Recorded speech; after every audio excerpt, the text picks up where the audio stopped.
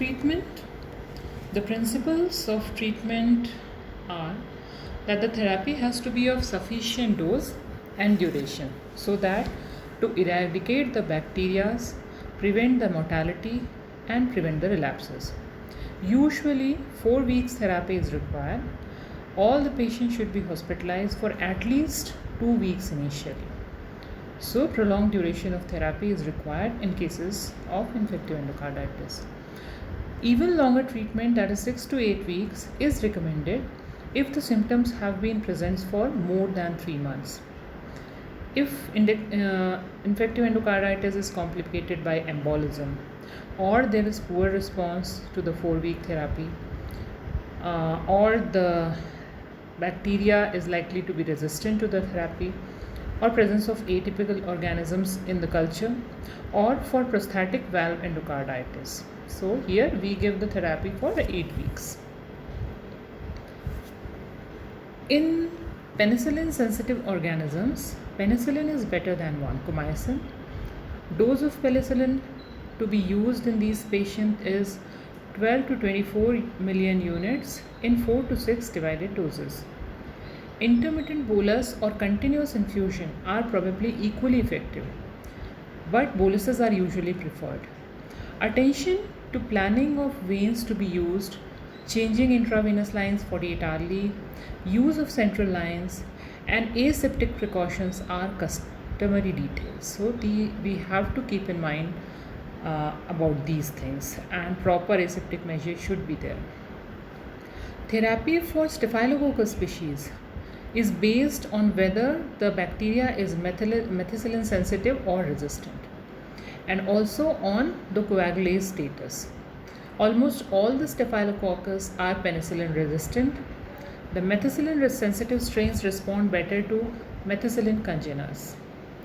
Rifampicin is utilized in patients with prosthetic valves or foreign materials and in cases of staphylococcal infective endocarditis. Fluoroquinolones, they can be substituted for staphylococcus in the cases where there is resistance to aminoglycosides as additional therapy. Aminoglycosides are added carefully, and therapy is only for few days in cases of staphylococcus or for 2 weeks. In some organisms, 4-week duration is required, but careful attention is required, especially for the renal and vestibular functions, and especially in elderly people. Enterococci, they don't respond to methicillin, cephalosporin, and often they are resistant to aminoglycosides as well. So here combination therapy is preferred. Linezolid, daptomycin, these are increasingly used for vancomycin resistant enterococci or staphylococcus aureus and other resistant organisms. A consultation from infectious disease specialists should be obtained in difficult circumstances, like those in poor responders, etc. Culture negative endocarditis, where we are not getting any organism grown in the culture, they can be treated with vancomycin, ceftriaxone, and gentamicin, pending further insight into the possible organism. So empirically, we can start with vancomycin, ceftriaxone, and gentamicin. Ideally, the drug level should be measured, but it's not always possible in most of the circumstances. Surgery should be considered early rather than late in some situations. So it is better to go for early surgery when the need is there. It has to be individualized. Treatment of infective endocarditis as per the suspected or culture grown organism. So here we can see that in cases of Streptococcus viridans, penicillin G is preferred. Dose is 12 to 24 million units and 4 weeks. For 4-week therapy is there. For Streptococcus bovis, either amoxicillin or ceftriaxone, and in case there is penicillin allergy, you can use vancomycin. The dose for amoxicillin 100 to 200 milligram per kg for 4 weeks. Dose for ceftriaxone is 2 gram in 100 mg, 2 gram around 100 mg per kg single dose for 4 weeks. If penicillin allergy is there where we are using vancomycin, the dose is 30 mg per kg in 2 divided doses for 4 weeks.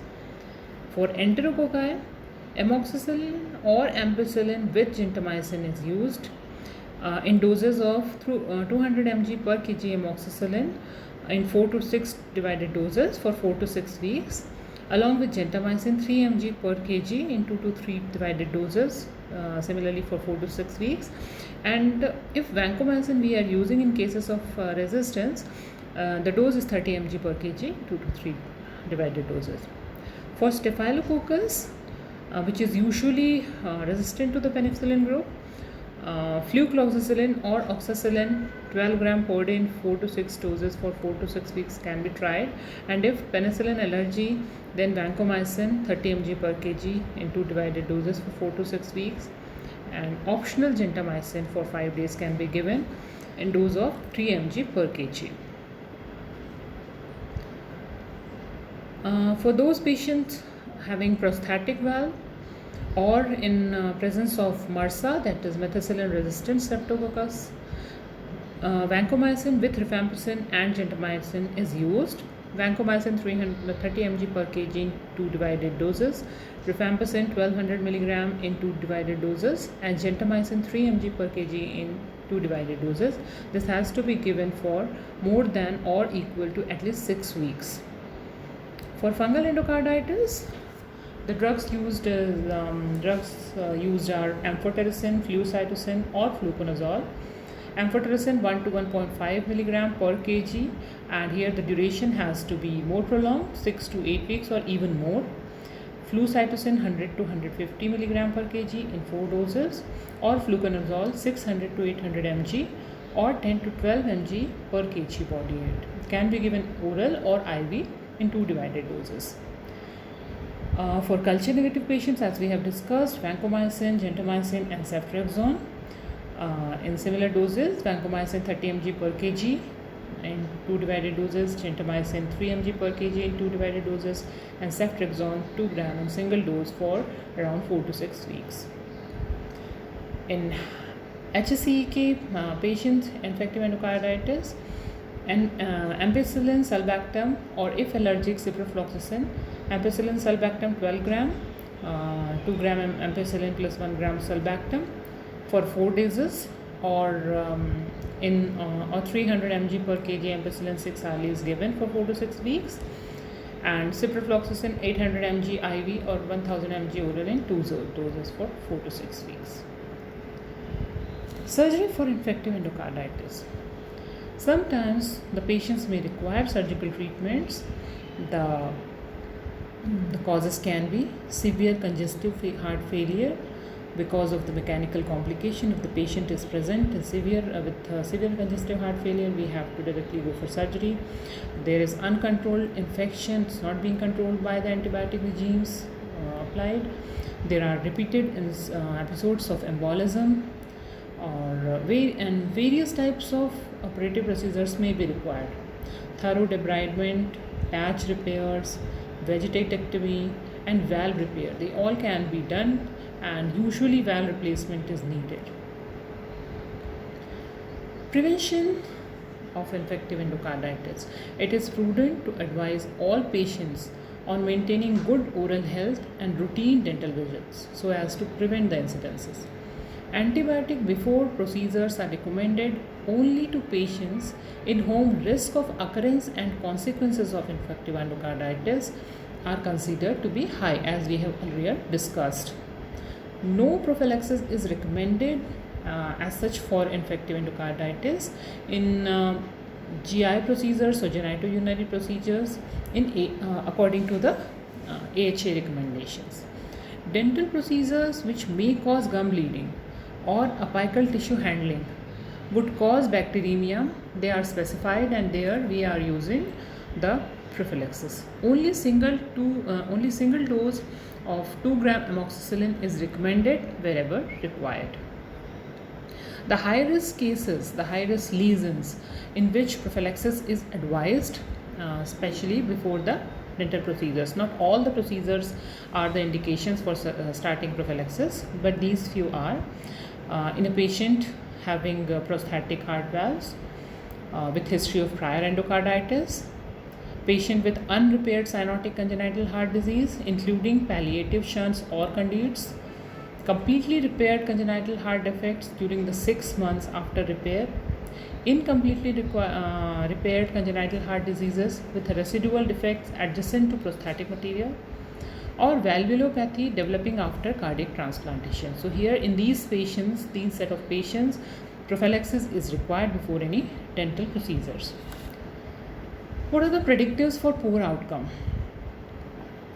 There are patient characteristics like older age, patients having prosthetic valve, patients with diabetes mellitus, especially insulin dependent, and presence of other comorbidities like frailty and previous cardiovascular diseases, renal diseases, or pulmonary diseases. Here the chances of poor outcome are more. Then presence of complications of infective endocarditis, that is, there is heart failure, renal failure, or a patient is having stroke, septic shock, or periannular complications. These also have a poor outcome. Microorganism, depending what is causing the infection, if Staph aureus or there is fungal infection or gram-negative bacilli, these have poorer outcome from those infected by other organisms.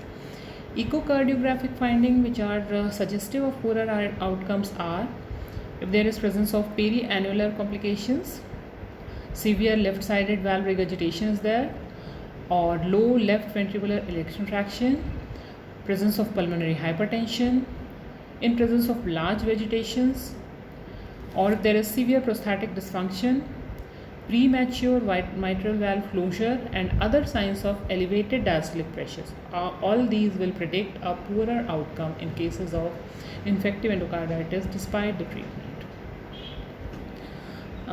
Coming to the complications, as we have already have been mentioned earlier, heart failure, embolization, neurosurgical complications like embolic stroke or intracranial hemorrhage can be there, rheumatic like musculoskeletal symptoms like arthralgia, myalgia, back pain can be there, splenic abscesses can be formed, myocarditis, pericarditis. So coming to the conclusion, do's and don'ts of infective endocarditis. Prevent infective endocarditis by anticipatory guidance on oral hygiene in patients of rheumatic heart disease, congenital heart disease, and other at-risk patients. Think of infective endocarditis in all the susceptible patients, those who present with fever, anemia, weight loss, or heart failure. So we have to be very vigilant in these patients. Wherever the patient are susceptible, they are presenting with fever, you should always think of infective endocarditis and investigate accordingly. Do not rely on any test, including echocardiogram, as false positive and false negatives are not very uncommon. So don't go totally on the investigations. Think of plausible portal of entry or organisms before deciding on therapy, so that better response is there. Do not jump to the latest antibiotic, nor slavishly follow the regimens. Think critically, individualize everything. Monitor trends carefully. Anticipate the complications, but do not change antibiotics frequently with any minor alterations, including 1 to 2 days fever. Keep the surgeon in the loop for decision regarding early surgery in cases where it is required. Prevent recurrences, relapse by appropriate advice and management. Thank you.